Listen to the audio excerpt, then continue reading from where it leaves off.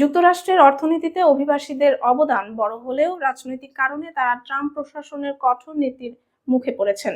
অভিবাসীরা শ্রম ঘাটতি পূরণ, কর রাজস্ব বৃদ্ধি ও ভোক্তা চাহিদা বাড়ানোর ক্ষেত্রে গুরুত্বপূর্ণ ভূমিকা পালন করে।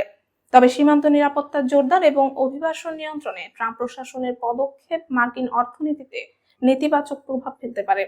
2025 সালে ক্ষমতায় আসার পর ট্রাম্প বৈধ ও অননুমোদিত উভয় অভিবাসীর উপর কঠোর নিয়ন্ত্রণ শুরু করেছেন। তবে অভিবাসীরা এখনো মার্কিন অর্থনীতিতে গুরুত্বপূর্ণ অবদান রাখেন।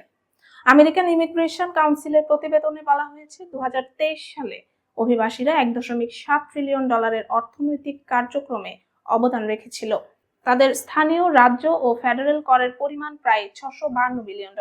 অনধিভুক্ত অভিবাসীরাও 2023 সালে প্রায় $389 বিলিয়ন আয় থেকে $90 বিলিয়ন কর দিয়েছে। অভিবাসীরা বিভিন্ন শিল্প ও পেশায় গুরুত্বপূর্ণ ভূমিকা রাখে। পরিষেবা খাতে তাদের অংশগ্রহণ 22%, নির্মাণ ও রক্ষণাবেক্ষণে 13.9% এবং উৎপাদন ও পরিবহন খাতে 15.5%। 2025 সালের জরিপ অনুযায়ী প্রায় 18.5% অভিবাসী চুক্তিভিত্তিক বা অ্যাপ ভিত্তিক কাজ করে। এছাড়া 2024 সালে ফরচুন 500 কোম্পানির 46% অভিবাসীর সন্তানদের মাধ্যমে প্রতিষ্ঠিত। ট্রাম্প প্রশাসনের কঠোর নীতির ফলে শরণার্থী পুনর্বাসন স্থগিত হয়েছে, নির্দিষ্ট ভিসার ফি বাড়ানো হয়েছে এবং বহু অভিবাসীকে বহিষ্কার করা হয়েছে। এর প্রভাব পড়ছে হোটেল, রেস্তোরাঁ, নির্মাণ এবং স্বাস্থ্য খাতে। বিএলএস অনুযায়ী 2025 সালের জানুয়ারি থেকে আগস্টের মধ্যে অভিবাসী শ্রমিকের সংখ্যা 10 লাখের বেশি কমেছে। ভাইস প্রেসিডেন্ট জেডি ভ্যান্সের যুক্তি, সীমিত অভিবাসন শ্রমিকদের মজুরি বাড়াবে এবং মার্কিন নাগরিকদের জন্য আরো কর্মসংস্থানের সুযোগ তৈরি করবে। কিন্তু অর্থনীতিবিদরা সতর্ক করছেন, শ্রমশক্তি হ্রাসে অর্থনীতিতে দীর্ঘমেয়াদী নেতিবাচক প্রভাব পড়বে, যা মোট দেশজ উৎপাদন কমাতে পারে।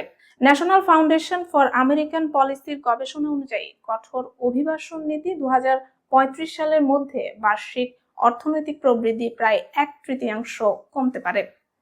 পিটারসন ইনস্টিটিউট ফর ইন্টারন্যাশনাল ইকোনমিক্সের হিসাব অনুযায়ী 2028 সালের মধ্যে 13 থেকে 83 লাখ অভিবাসীকে বহিষ্কার করলে যুক্তরাষ্ট্রের জিডিপি প্রায় 7% হ্রাস পেতে পারে।